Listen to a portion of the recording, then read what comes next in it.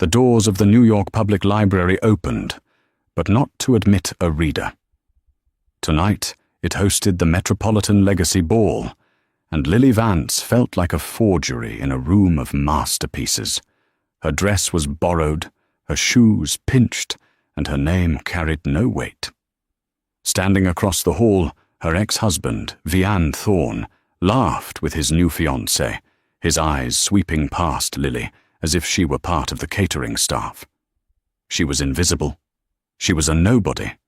But in 30 minutes, a lawyer would step onto the stage, and one single announcement would make her the most powerful person in the room, turning every eye of scorn into a desperate plea for her attention.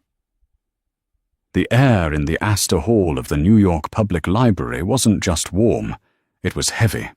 It was thick with the scent of $1,000-a-bottle perfume, hothouse flowers, and the metallic tang of unspoken rivalries.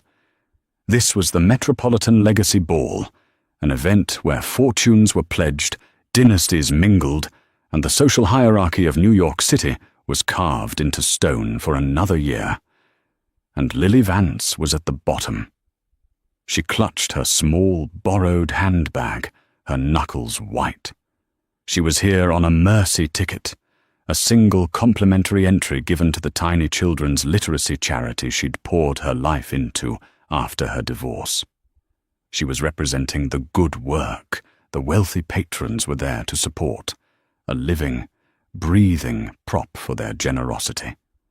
Her dress was a simple, deep blue silk, elegant, but in this room it screamed off the rack. It was a whisper in a room of orchestral roars. A roar of laughter caught her ear. Across the white marble floor, under the soaring, arched ceiling, stood Vianne Thorne, her ex-husband. He looked every bit the monarch of this domain. His tuxedo was bespoke, fitting his athletic frame perfectly. At his side, dripping in what Lily recognized as the new Cartier Solaris collection, was Serafina. Serafina was the woman he'd left her for. She was all sharp angles, icy beauty, and inherited wealth. She was everything Lily was not.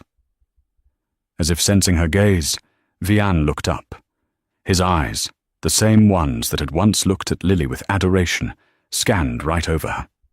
No recognition. No acknowledgement. It was a deliberate, brutal cut. He saw her, and he chose to make her invisible. Lily's stomach tightened. She tried to turn, to find the bar, to blend into the shadows by the towering marble lions, but Serafina grabbed Vianne's arm and pointed. Not with her finger, that would be crude, but with a slight, venomous tilt of her chin. They began to walk toward her. Well, well, Serafina's voice was a low, melodic purr that set Lily's teeth on edge. Lily, I almost didn't recognize you out of, well, wherever it is you shop. Vianne remained silent, a mask of polite indifference on his handsome face. That was always his way. He let others do the dirty work. Serafina. Vianne, Lily said, her voice admirably steady. The new collection looks beautiful on you. Serafina preened, touching the blinding diamonds at her throat. This old thing, it's just a little something for the ball. Vianne is so generous. She ran a hand down his arm. But darling, she leaned in, her voice dropping to a conspiratorial whisper. You really shouldn't have come. This isn't your world. It never was it? Each word was a pinprick.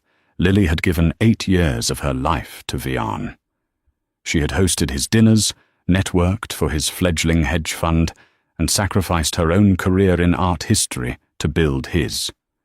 And when he'd made his first billion, he'd traded her in for a newer model, one whose family already owned half of Manhattan. The divorce had been swift and brutal. His lawyers painted her as incompetent, grasping. She'd walked away with almost nothing, forced to rebuild her life from ashes. My charity was invited, Lily said simply, trying to maintain her dignity. Ah, yes. Your charity, Vian finally spoke. His voice was cold, dismissive. Reading to children. How quaint. Tell me, Lily, what's it like, having to ask for money instead of just having it? The cruelty was so profound, it almost took her breath away.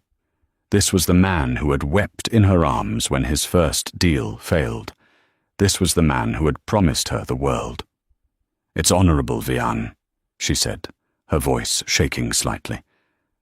It's work that matters. Honor doesn't pay for a table at this gala, does it? Serafina chimed in, smiling. Look, the auction is starting. They're probably auctioning off a sponsorship for someone like you. Don't let us keep you. They swept away, leaving Lily in their wake. The laughter of the crowd seemed to rise, mocking her. She felt the eyes of others who had witnessed the exchange, the quick, pitying glances, the smirks. She was a ghost at the feast, a failure in a borrowed dress. She backed away, desperate to flee, and bumped into a small, stern-looking man in a simple, perfectly tailored suit. "My apologies," she murmured, her face burning. The man, older, with wire-rimmed glasses, simply nodded. He looked out of place, too, not poor, but functional. He wasn't preening. He was observing. He watched Viana and Serafina disappear into the crowd, then looked back at Lily. His gaze was sharp, analytical, and held no pity. "Some people," the man said in a quiet voice, "mistake the scaffolding for the building." Lily didn't know what to say. Before she could ask what he meant, the lights in the grand hall began to dim. A hush fell. On the stage at the far end, a man tapped the microphone. "Ladies and gentlemen, if you could please take your seats. The legacy pledge and a special announcement from the Covington estate will begin momentarily." Lily found her small, designated seat at a table in the very back, hidden behind a large floral arrangement. She just had to endure this, get through the main speech, and then she could sneak out. She could go home to her small apartment, make a cup of tea, and forget this night ever happened. She watched Vian and Serafina take their seats at the head table, right next to the mayor. They were bathed in the warm glow of the spotlight. The man with the wire-rimmed glasses, she noticed, wasn't seated. He was standing near the stage, next to the wings, holding a leather folio. He looked at her, once more, across the vast, glittering room. Lily's heart, for some reason, began to pound. The host for the evening was Oliver Barker, the celebrated auctioneer from Sotheby's, known for his charming wit and ability to coax millions from the city's elite. "Welcome, welcome," his voice boomed, warming the cavernous hall. "What a night. I see the Thorn table is already celebrating. Vian, you must have closed that Hong Kong deal." Vian raised his glass, accepting the adulation. Serafina beamed beside him. Lily sank lower in her seat. "We are here tonight," Barker continued, "to support the future, to pledge to the legacy of this great city. And speaking of legacies, we have a very special, very unique announcement tonight." A ripple of interest went through the crowd. This was unscheduled. Most of you knew or knew of the reclusive, eccentric, and utterly brilliant Alistair Covington. At this, a few people tensed. Vian Thorne's smile tightened. Alistair Covington had been a phantom, a mythic figure in the financial world. He'd built an empire, Covington Global Holdings, from nothing, spanning green technology, private equity, and rare earth minerals. He was older than old money, quieter, and infinitely more powerful. He was also a bitter rival of the Thorne family. Covington had reportedly died 2 weeks ago, and the financial world was holding its breath to see who would inherit the throne. "The Covington estate," Barker said, "has been famously silent. Until tonight." He gestured to the side of the stage. "Please welcome Mr. Bartholomew Harrison, lead counsel for the Covington estate." The small, stern man with the wire-rimmed glasses walked to the podium, the man Lily had bumped into. A high-pitched feedback whine briefly screeched from the speakers as he adjusted the microphone. The silence in the room was now absolute. You could hear the ice shifting in abandoned cocktail glasses. "Thank you, Mr. Barker." Mr. Harrison's voice was dry like old parchment. It held no emotion, only authority. "I will be brief. Mr. Alastair Covington was a man of precise wishes. He spent his life building an empire, and he spent his final years searching for the one person he believed worthy of protecting it." Murmurs erupted. Worthy? Not a son? Not a board? "He was a man who believed," Mr. Harrison continued, his eyes sweeping the room, "that character is forged in adversity, not bestowed by privilege. He watched many people in this very room, and he was unimpressed." A few nervous coughs. Vianne Thorne shifted in his seat, his expression darkening. "Mr. Covington had no children," Harrison said. "He had one sister, who passed decades ago. That sister had one daughter, who also passed. But that daughter had a child. A grandniece Mr. Covington had lost track of, but whom he spent the last 5 years observing from afar. A person who, unaware of any connection, built a life on her own terms, however modest." Lily felt a strange, cold dread wash over her. It was a bizarre coincidence. Her own grandmother was an only child. Her mother. He watched this person endure a public and painful divorce. Harrison's voice cut through the air, and instead of collapsing, she started a foundation with what little she had, dedicated to teaching children to read. Lily's heart stopped. No, it wasn't possible. She looked up, and Mr. Harrison's eyes were locked directly on hers. Across the room, she saw Vianne, his face pale, staring at Harrison, then slowly, agonizingly, turning his head to follow the lawyer's gaze, right to the back table. "Mr. Covington believed," Harrison stated, his voice rising in the silence, "that the only person who could be trusted with immense power was someone who had proven to be good without it." He opened the leather folio.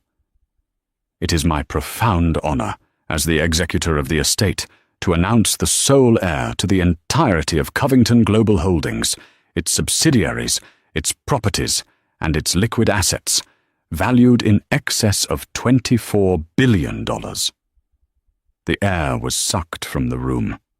24. "The new chairman and CEO of Covington Global, Ms. Lily Vance." For a full 10 seconds, nothing happened. The name just hung in the air, a question mark. Lily who? Then, a spotlight, hot and blinding, shot from the rafters and slammed onto Lily's table. She was frozen. Her handbag slipped from her lap and hit the floor with a dull thud. Every head in the room, every billionaire, every socialite, every politician turned. They stared, their faces a grotesque mask of confusion, disbelief, and dawning, horrified comprehension. And at the front table, Vianne Thorne's champagne glass slipped from his fingers. It didn't shatter. It hit the thick damask tablecloth with a wet, final thud, spilling golden liquid all over Serafina's white couture gown. She didn't even notice.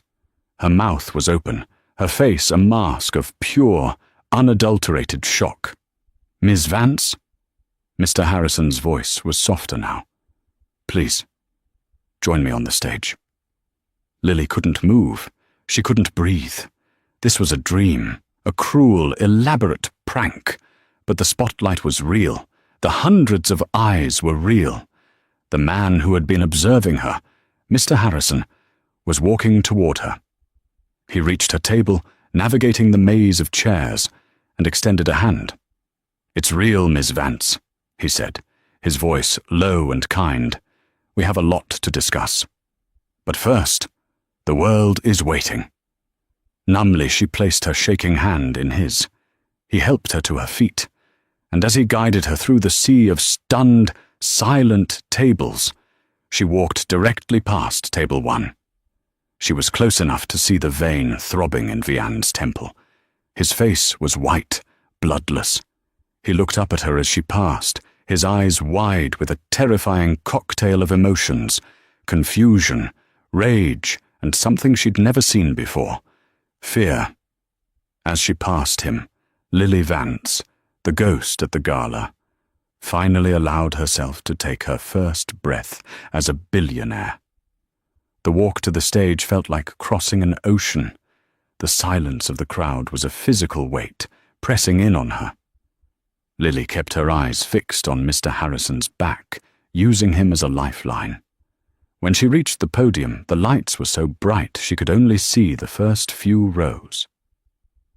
Miss Vance. Lily. We'll of course be making a statement at a later date, Mr. Harrison said smoothly, shielding her from the sudden explosion of whispers.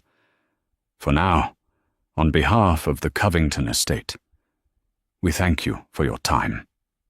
He guided her off the stage, not back into the ballroom, but through a heavy oak door marked Trustees' Room. The moment the door clicked shut, the overwhelming sound of the gala was muffled, replaced by the hushed, sacred silence of an old library. The room was panelled in dark wood, lined with leather-bound books that smelled of dust and vanilla. A heavy mahogany table dominated the center. "Please," Mr. Harrison gestured to a chair. "Can I get you some water?" I think I'm going to be sick," Lily whispered, sinking into the chair. Her hands were shaking so violently she had to clench them in her lap. "Breathe, Miss Vance," he said, pouring her a glass from a carafe. "Deep breaths. It's a shock. It's meant to be." You're the man I bumped into," she said, her mind struggling to connect the pieces. "I am. My apologies. I was instructed to observe. Mr. Covington was very specific about the reveal." "Alistair Covington," Lily said, the name feeling foreign on her tongue. "He was my grandmother's brother. My mother told me he was lost, that he went west and was never heard from again. She thought he was dead." "He was not dead, Miss Vance. He was building," Harrison said, sitting opposite her. "He and your grandmother had a falling out. He was, by his own admission, a difficult man. When your mother passed, he lost his last link. It wasn't until your divorce proceedings hit the financial papers, a minor notice, but my firm monitors everything, that we found you." He slid the leather folio across the table. "He didn't contact you. He wanted to see who you were. He spent 5 years watching. He saw you lose everything. He saw you start the charity. He saw you come here tonight, alone in that simple dress."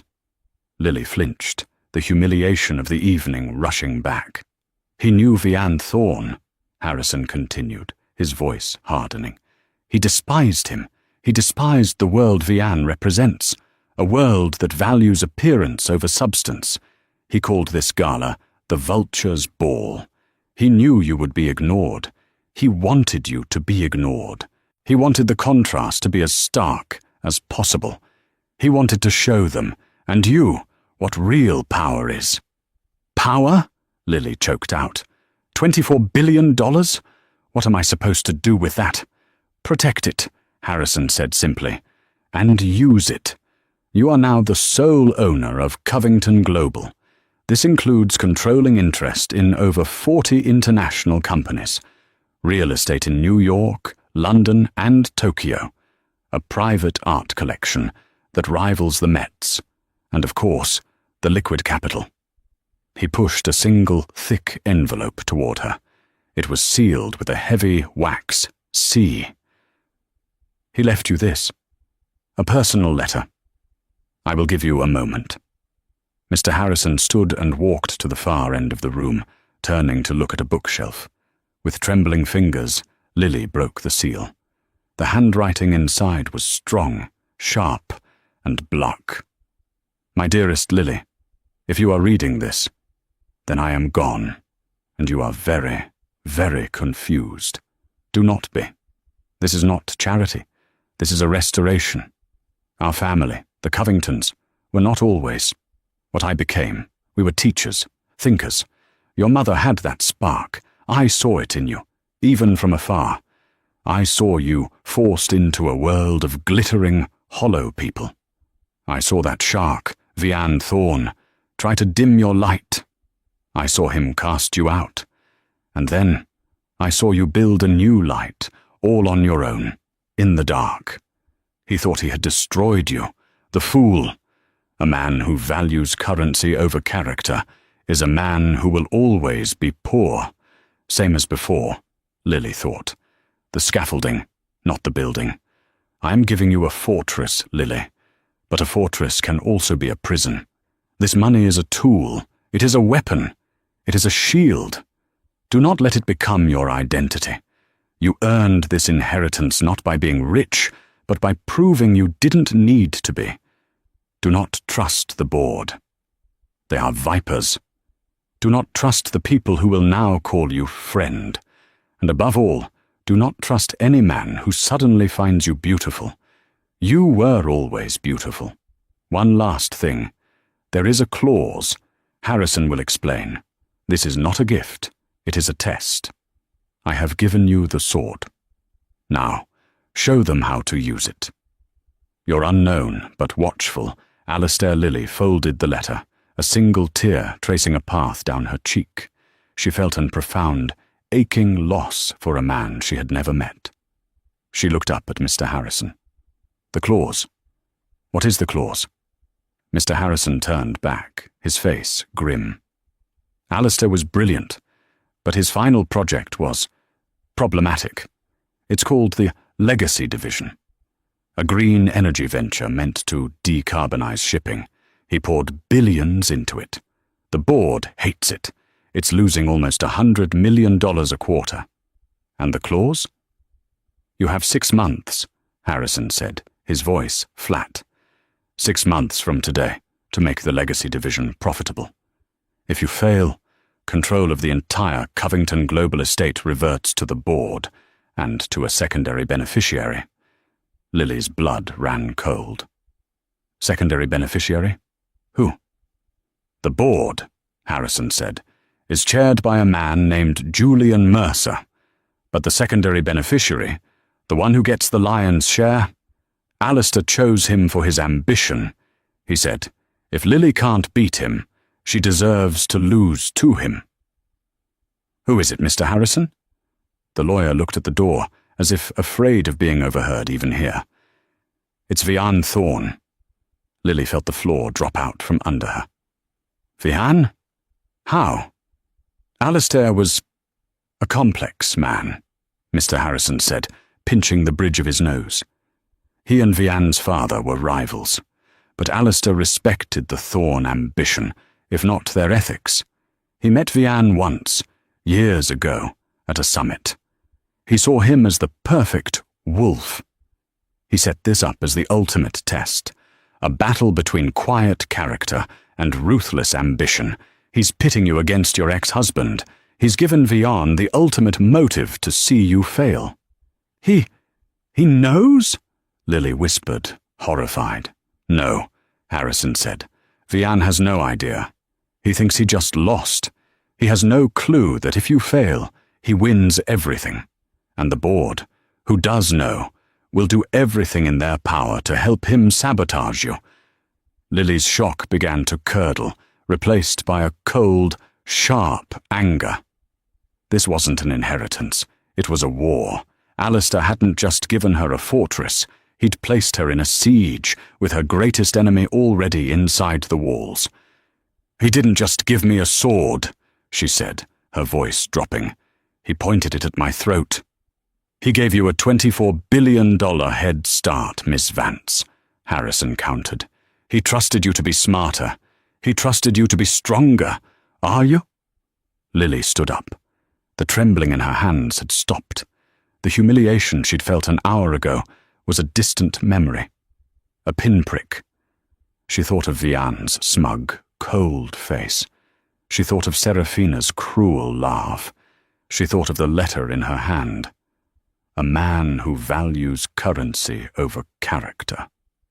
"What happens now?" she asked. "Now," Harrison said, "you walk back into that ballroom. You have a car, a real car, not a taxi, waiting. You have a security detail, which I've already summoned. They are waiting in the hall. You will go to your new home, the Covington penthouse at the plaza.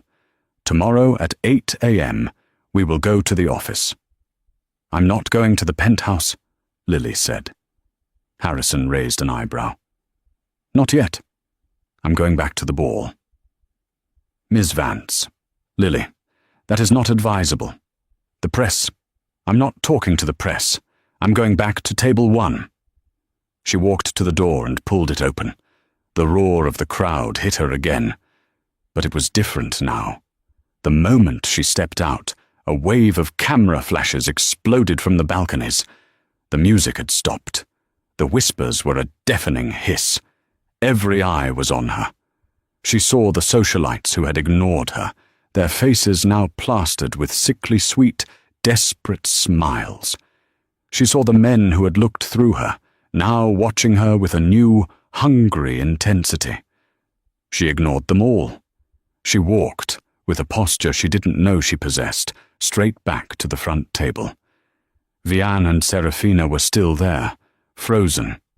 Serafina was frantically dabbing at her dress with a napkin, her face pale and tear-streaked. Vianne was staring into the middle distance, his knuckles white on the table. They didn't see her approach until she was standing right over them. "Vianne," she said. Her voice was quiet, but it cut through the room. He looked up. His eyes were no longer cold. They were raw. "Lily," he croaked, congratulations. I had no idea. Your family. They're not my family, Vianne. Not really." She looked at the spilled champagne, the ruined dress. "Lily, listen," Vianne said, standing up, his voice dropping to the intimate, conspiratorial tone he used to use. This is a lot. You're going to need help. You don't know that world. The vultures. I do. I can guide you. We always were a good team, weren't we?" He was trying to smile, to charm his way back in. He was already calculating. Serafina looked up at him, her expression one of utter betrayal. Lily almost laughed. It was so predictable, so small. "We were a contract, Vianne," Lily said, her voice clear and carrying, "and the terms expired. You taught me a very valuable lesson. Always read the fine print." She then turned her gaze to Serafina, the woman who, an hour ago, had told her she didn't belong. "Serafina," Lily said, her voice softening just a fraction. "That's a beautiful gown. It's a shame about the stain." She paused, letting the words hang. A word of advice. Be careful. His loyalty only lasts as long as your perceived value. And yours? She glanced at Vianne. Just depreciated. Rapidly. With that, Lily turned her back on them. She saw Mr. Harrison waiting by the grand staircase, a flicker of what might have been a smile on his face. But she wasn't done.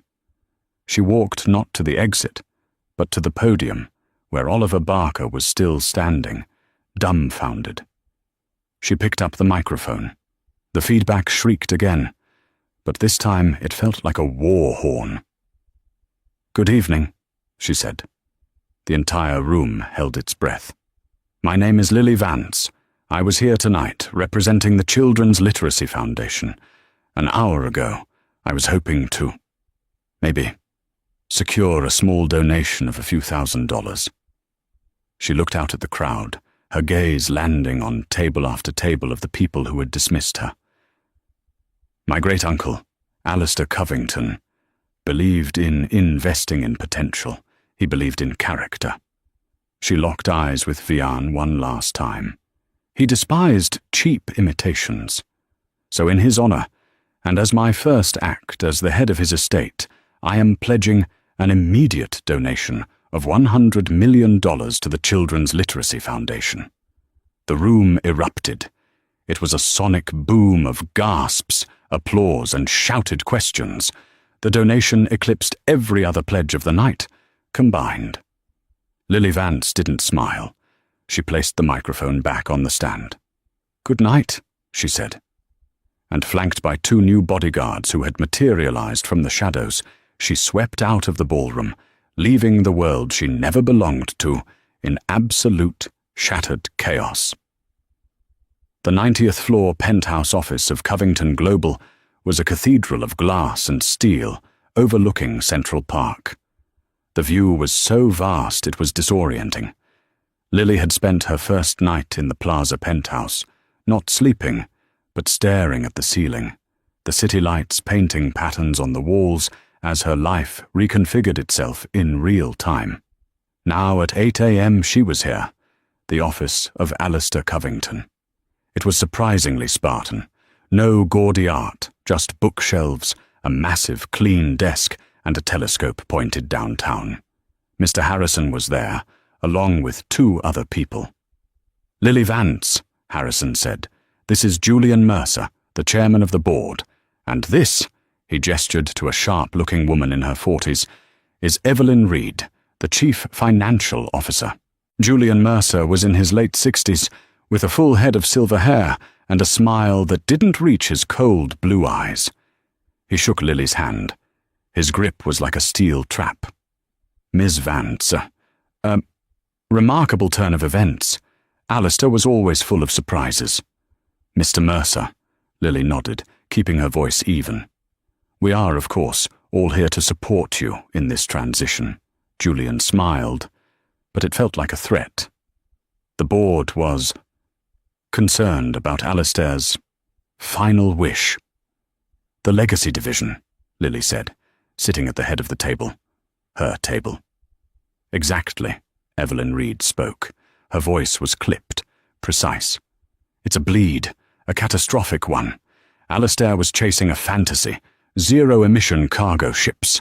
The technology is unstable, the infrastructure non-existent. He sunk $4 billion into it, and it's yielding zero return. It's dragging the entire company's valuation down." "He believed in it," Lily said simply. "He was sentimental," Julian scoffed. "And it's going to cost you this company. You have 6 months. The clock started ticking." "Oh," he checked his platinum watch. "About 9 hours ago. The board has already scheduled the emergency vote for your removal, 6 months from today. They were already preparing for her failure. They weren't going to help her. They were going to watch and wait." "And," Julian added, his voice dripping with false sympathy, "we are, of course, aware of the secondary beneficiary, Vian Thorne, a fine businessman, ruthless, driven. We are prepared to work with him, should you find this task too overwhelming." He knew. The whole board knew. They were in on it. They wanted her to fail so Vian could take over. Vian, a man they understood. A man from their world. Not her. "I see," Lily said, her blood running cold. "You plan to simply hand him my inheritance." "It's not your inheritance until you earn it, dear," Julian said, patting her hand as if she were a child. "Alistair's rules, not mine. Now, Evelyn will show you the numbers. They're grim. We'll leave you to it. We have a meeting in Hong Kong to prepare for." They stood up and walked out, leaving Lily and Mr. Harrison alone in the vast office. "Vipers," Lily muttered, repeating Alistair's word. "I told you," Harrison said. "They won't lift a finger. They'll actively work against you. They'll leak reports, slow-walk your requests. They'll strangle the legacy division from the inside, and you'll get the blame. So I have 6 months to save a multi-billion-dollar failing company, defended by a board that wants me dead, all to prevent my sociopathic ex-husband from taking everything. That about sums it up, Harrison said. Fine, Lily said. She stood and walked to the massive window, looking down at the city. It looked like a circuit board. They think I'm a charity worker. They think I'm the naive ex-wife. They think I'm weak.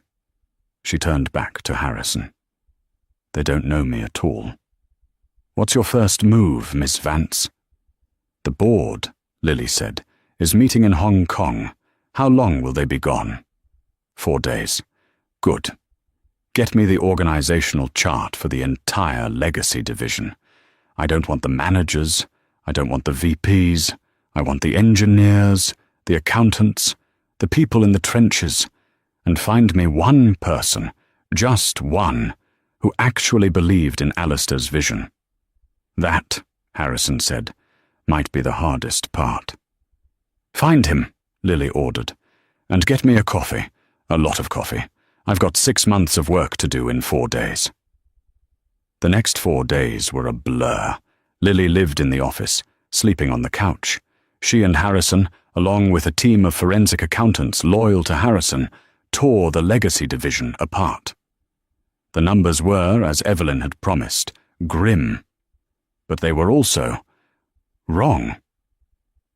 It's not just failing, Lily said, pointing to a spreadsheet at 3 a.m. on the 3rd day. It's being driven into the ground. Look at these shipping contracts. Cancelled. These supply chain costs. Inflated by 300%. Someone is actively bleeding this division and covering their tracks. The board, Harrison said. It has to be Julian. Maybe. But it feels bigger. More aggressive. That's when Harrison's phone rang. I found your man, he said. The one who believed. A young man was shown in. He looked exhausted, rumpled, and terrified. He was maybe 30, with glasses and a messenger bag slung over his shoulder. Miss Vance, this is Arthur Reed, Harrison said. He's a junior risk analyst. Mr. Covington hired him personally, right out of MIT. Mr. Reed, Arthur, thank you for coming, Lily said. They tell me you believe in this project. Arthur Reed looked at her, his eyes full of a fire she hadn't seen in anyone else. It's not a project, Miss Vance. It's the future. Mr. Covington wasn't just building a green ship. He was building a new power source, a stable hydrogen-boron fusion reactor. Small scale. It works, but it's being suffocated. By who? Lily asked. Everyone, Arthur said. The board, the VPs, but mostly by the market. Someone is shorting us, hard. They're betting billions on our failure. Every time we get close to a breakthrough, a negative story is leaked. A permit is denied. A supplier pulls out. Someone outside the company, Lily said, her mind racing. Someone who knows our internal schedules. Someone who knows the 6-month clause. Only the board knows that, Harrison said. Unless, Lily said, her stomach twisting, someone on the board told the secondary beneficiary. She looked at Arthur. Can you trace the short sellers? The shell companies? It's complex. They're routed through dozens of dark pools. But I've been trying, he said, pulling a laptop from his bag. I think the money all originates from one source, a hedge fund. Thorn Capital. Lily's breath hitched. Vian. It wasn't just that he was waiting for her to fail. He was engineering it. He'd been put in line to inherit, and he was making sure it happened. He was colluding with Julian Mercer and the board to sabotage her, drive the stock to zero, and take the entire $24 billion empire for himself. He wasn't just a wolf at the door. He was setting the house on fire. He doesn't know I know, Lily said, a slow, cold fury building. He and Julian. They think I'm in here, playing with numbers, drowning." "You are," Arthur said gently. "At this burn rate, the division will be insolvent in 60 days, well before your 6-month deadline." "Okay," Lily said, taking a deep breath. "Okay, this changes everything. We're no longer trying to save the legacy division. We're staging a coup." "I don't understand," Harrison said. "They're playing chess," Lily said. "They think I'm a pawn. They're about to find out I'm the queen." She turned to Arthur. "This fusion reactor. You said it works. How well?" "It's stable," Arthur said, his eyes gleaming. "It's small, but it's scalable. It could power a ship, yes, but it could also power a city. Mr. Harrison," Lily said, "how much liquid capital did I inherit, personally? Separate from the company. The money Alistair left me outright, no clauses attached. Roughly $3 billion in a private account." A slow smile spread across Lily's face. It was a smile that would have terrified Vian. "Okay," she said. "Julian and the board get back from Hong Kong tomorrow. Arthur, I need you to prepare a presentation. Mr. Harrison, I need you to call an emergency board meeting. And I need you to do one more thing." "What?" "Invite Vian Thorne." The boardroom was silent. Julian Mercer and the other board members sat at one end of the massive table. They looked smug. At the other end, invited as a special guest of the board, sat Vian Thorne.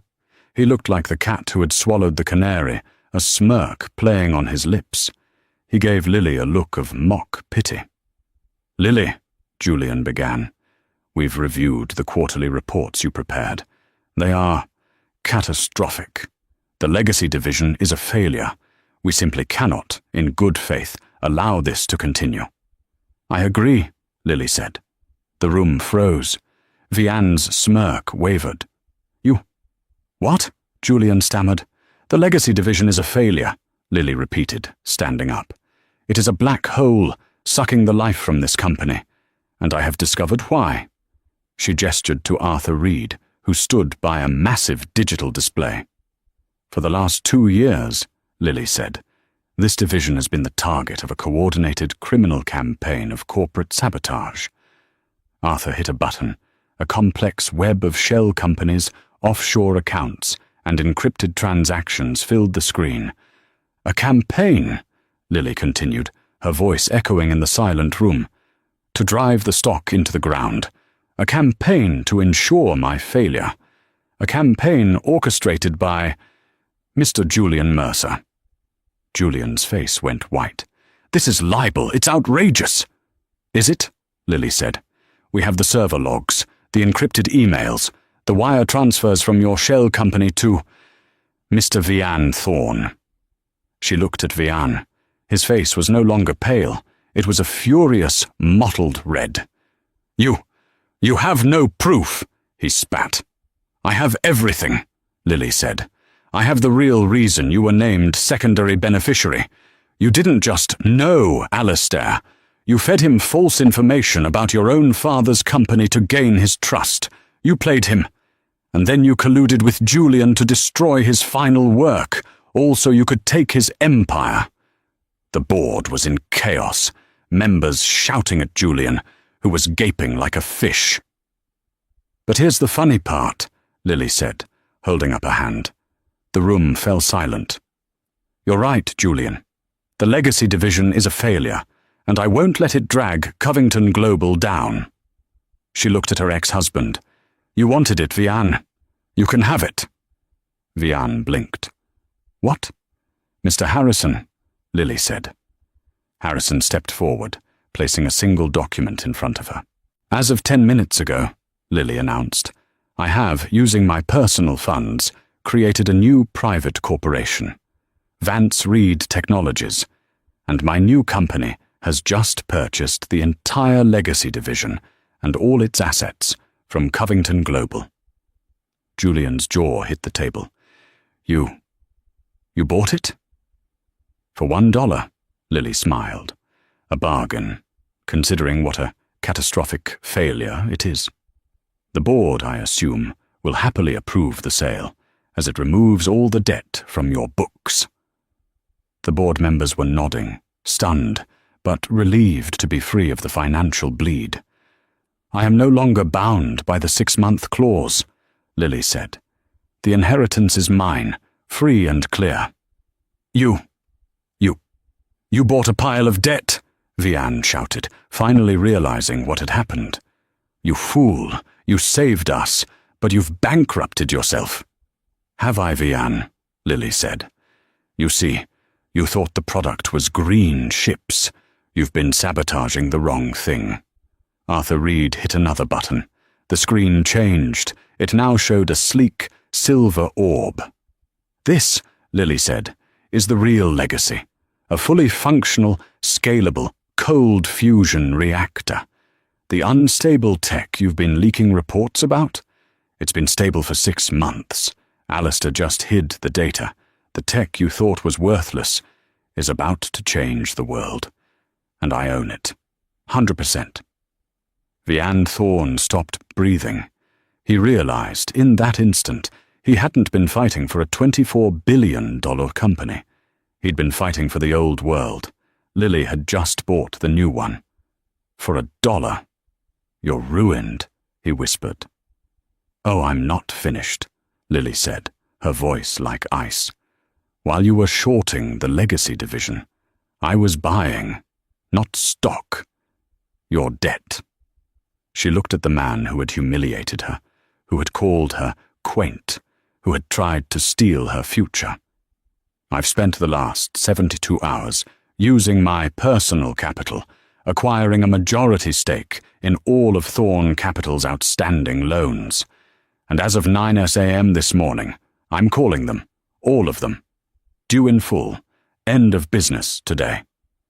Vianne Thorne collapsed into his chair. He was ruined. Utterly and completely. He had lost the inheritance, and now he had lost his own company.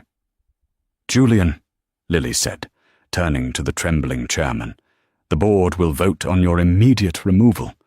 Mr. Harrison will be taking your place." She walked to the end of the table and looked down at her ex-husband. He wouldn't meet her eyes.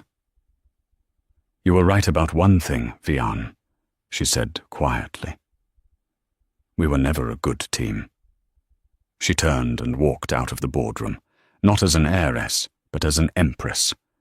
6 months later, the air was not filled with the clinking of champagne flutes or the scent of expensive perfume. It was filled with the smell of new carpet, fresh paint, and the crisp, papery aroma of thousands of new books. This was not the Metropolitan Legacy Ball. This was the grand opening of the Alistair Covington Children's Literacy and Tech Wing at the Bronx Public Library. The room was a riot of color, with bright red reading nooks, rows of gleaming new computers, and walls painted with murals of dragons and rocket ships. It was loud, vibrant, and overflowing with children, local families, and city officials. At a small, simple podium stood Lily Vance. She was not in a borrowed dress. She wore a sharp, elegant, deep blue pantsuit, her hair tied back. She was not a ghost. She was the most solid person in the room. In the front row, Mr. Harrison sat, his usual stern expression softened by an unmistakable look of pride. Beside him, Arthur Reed, now the celebrated and famously reclusive CEO of Vance Reed Technologies, clapped enthusiastically. Even the mayor, the same man who had toasted Vianne Thorne at the ball, was here, watching Lily with an air of profound respect. "When we talk about legacy," Lily spoke, her voice warm and clear, carrying over the microphone without a tremor, "we often talk about what we leave behind. Names on buildings, fortunes in trusts. But a legacy isn't what you own. It's what you build. And it is never, ever built alone." She looked over the crowd, her eyes finding the children. 6 months ago, I was in a room very much like this one, she said, a small, wry smile touching her lips. Well, Not much like this at all, actually. It was a room where legacy meant who you knew, how much you had, and who you could ignore. My great-uncle Alistair, the man this wing is named for, despised that world. He believed in potential. He believed that character was the only currency that never loses its value. She gestured to the computers, the books. This is Alistair's real legacy. Not the billions, but the belief that a single spark in the right hands can light up the world. We are not just giving these children books. We are giving them the tools to write their own stories. We are giving them the power to build their own legacies. The room erupted in applause. Lily stepped down, cut the blue ribbon, and was immediately surrounded by well-wishers and a few polite, respectful reporters. She shook hands, she smiled, she answered questions about Vance Reed's next fusion plant. But her eyes kept drifting toward the children. After a few minutes, Mr. Harrison materialized at her elbow, extricating her from the press with practiced ease. "Miss Vance." A moment. He led her to a quiet corner of the new wing. Arthur joined them. "The first reactor just went fully online, Lily," Arthur said, his eyes gleaming with excitement. "Manhattan's grid is officially drawing 5% of its power from us as of 30 minutes ago. The stock is doing things I don't think stocks are legally allowed to do." Lily smiled. "Thank you, Arthur, for believing in it, for believing in me." "We believed in the math," Arthur said, shyly. "You were just the catalyst we needed." Lily's smile faded slightly as she looked at Mr. Harrison.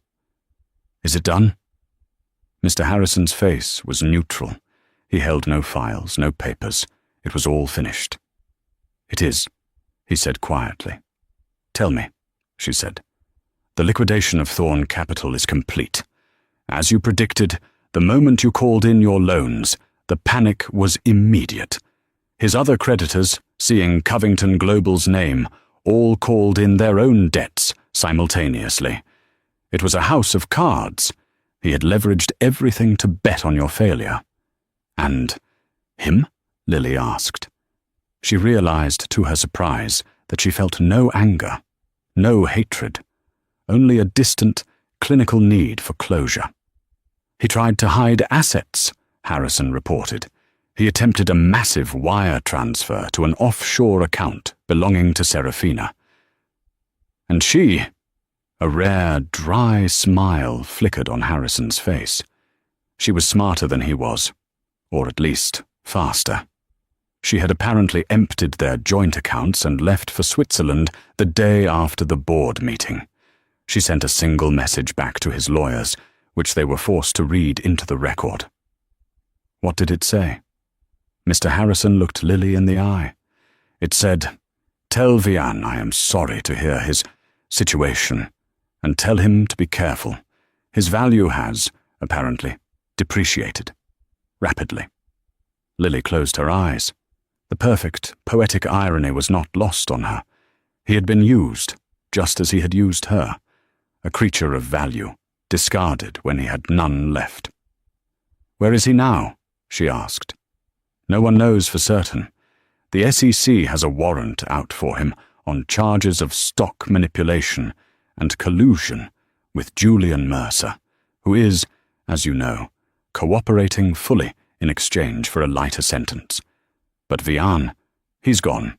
He was last seen at JFK, Terminal 4. He was at an economy check-in, trying to board a flight to South America. He was reported to be arguing, quite loudly, with the gate agent about a baggage fee for his one suitcase.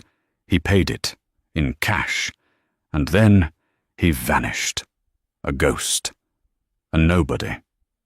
Lily let out a breath she felt she had been holding for 8 years. It wasn't a breath of triumph, it was a breath of release. The final tether was cut. He was no longer her problem. He was no longer anything. "Thank you, Mr. Harrison," she said, "for everything. Alistair would be "Exceptionally proud of you, Miss Vance," he said, and the genuine respect in his voice meant more to her than the $24 billion had. He and Arthur moved off to speak with the mayor, leaving Lily alone for a moment. She stood in the center of the room, a titan of industry, a financial powerhouse, the woman who had brought down Vianne Thorne and revolutionized the energy sector. A small girl, no older than 8, with pigtails and a bright pink t-shirt, tugged on the sleeve of her expensive suit jacket. "Miss Vance?" the girl whispered, holding up a copy of Treasure Island. "You said you'd read us the first chapter. You said you knew all about pirates." Lily looked from the child to the crowd of adults, the politicians, the financiers, the press, all of them waiting, wanting a piece of her, the new Queen of New York. Then she looked back down at the little girl. A brilliant, genuine smile, one more radiant than any diamond Serafina had ever worn, spread across her face. "You're absolutely right, I did," Lily said. In one smooth motion, she unbuttoned her suit jacket and slipped it off, handing it to a stunned mayoral aide. She knelt, rolling up the sleeves of her silk blouse, and sat down cross-legged on the brightly colored alphabet carpet. The children gathered around her, their faces bright and expectant. Lily Vance, the billionaire's heir, the woman who owned the future, opened the book. "All right," she began, her voice clear and strong, cutting through the noise. "What happens next?" Well, the dragon learned his lesson. But the Queen had just begun. The most powerful legacies aren't the ones we are given. They're the ones we build from the ashes. Lily walked into that ball as an invisible woman, mocked by the very people who had cast her aside. She walked out with the power to change the world. But her real victory wasn't the money, and it wasn't even the revenge. It was the moment she realized that her worth was never determined by the men who ignored her, but by the strength she had all along. What did you think of Lily's ultimate checkmate? Was Vianne's karma deserved? Let me know your favorite part of the story in the comments below. Thank you so much for listening. If you enjoyed this story of drama and karmic justice, please hit that like button so I know to make more. Don't forget to share this video with a friend who loves a good twist, and most importantly, click that subscribe button and ring the bell so you never miss another story.